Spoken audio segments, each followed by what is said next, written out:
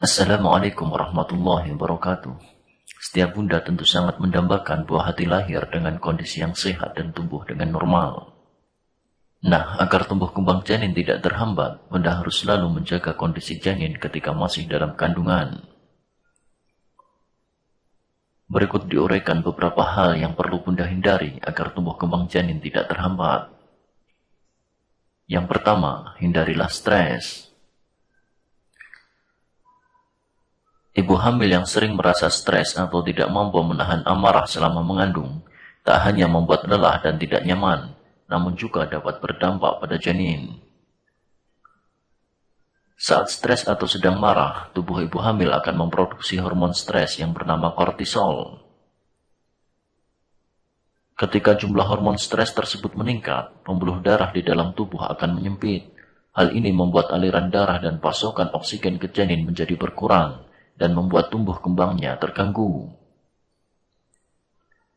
Jika merasa sulit mengendalikan emosi, ibu hamil dapat mencoba beberapa tips berikut ini agar bisa merasa lebih tenang. Cara yang pertama dan utama untuk meredakan stres adalah berpasrah dan mendekatkan diri pada Tuhan. Tingkatkanlah amal ibadah dan perbanyaklah berdoa, memohon perlindungan dan pertolongan Allah dari segala keluh kesah yang dialami. Dan yakinlah bahwa pada setiap kesulitan akan ada kemudahan. Di samping itu, ibu hamil juga bisa melakukan aktivitas yang menyenangkan, seperti berolahraga ringan, membaca buku, atau mendengarkan musik. Yang kedua, hindari kurang tidur. Kualitas tidur yang baik sangat mendukung untuk pertumbuhan dan perkembangan janin Anda. Begitu juga sebaliknya, kualitas tidur yang buruk seperti kesulitan bernafas saat tidur, pola tidur yang buruk dan insomnia membawa dampak negatif pada kehamilan.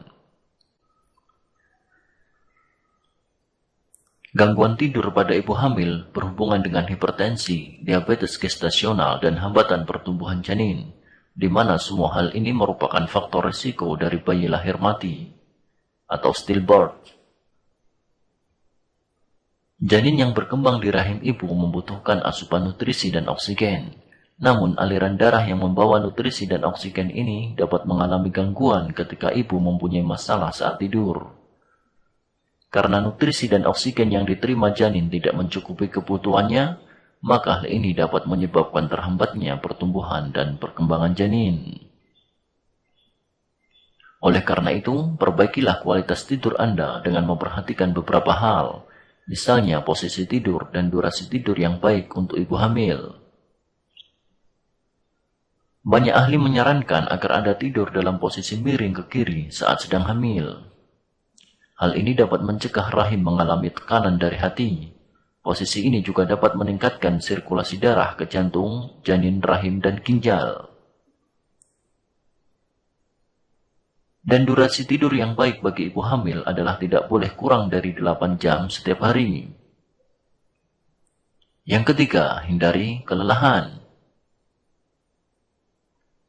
Kelelahan dalam bekerja saat hamil memiliki resiko terhambatnya pertumbuhan dan perkembangan janin.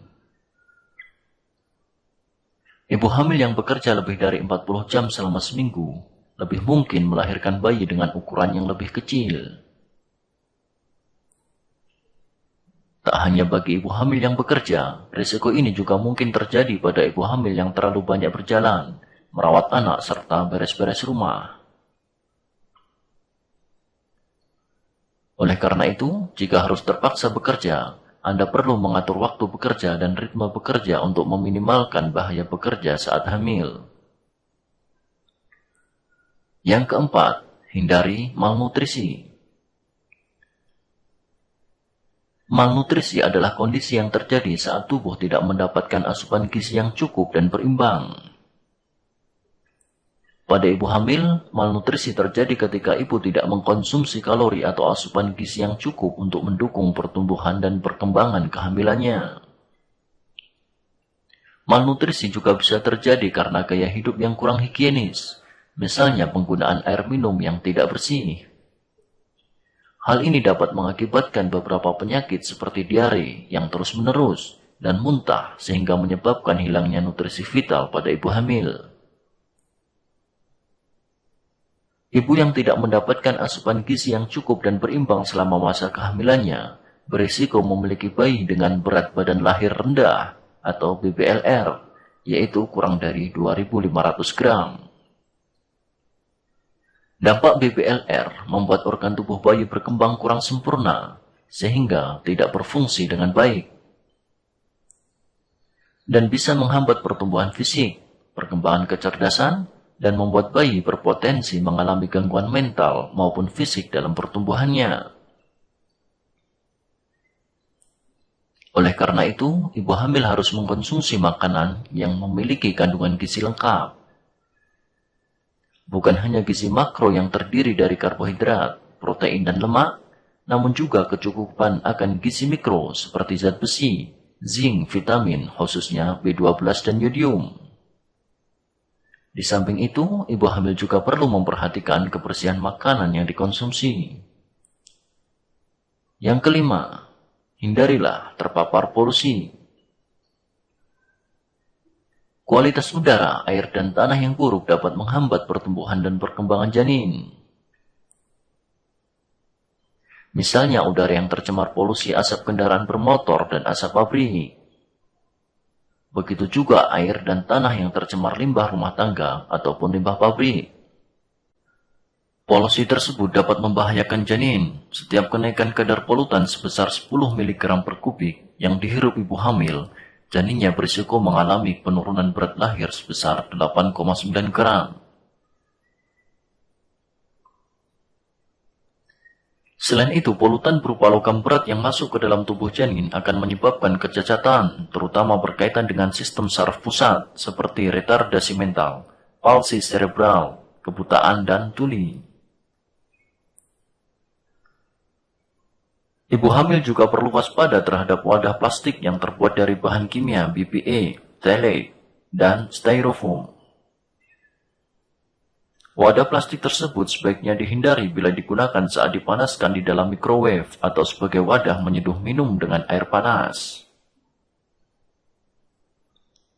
Karena saat terkena panas, zat kimia dalam wadah tersebut akan tercampur dengan makanan atau minuman yang kita seduh, sehingga mengakibatkan bayi-bayi mereka mengalami gangguan atau hambatan dalam pertumbuhannya.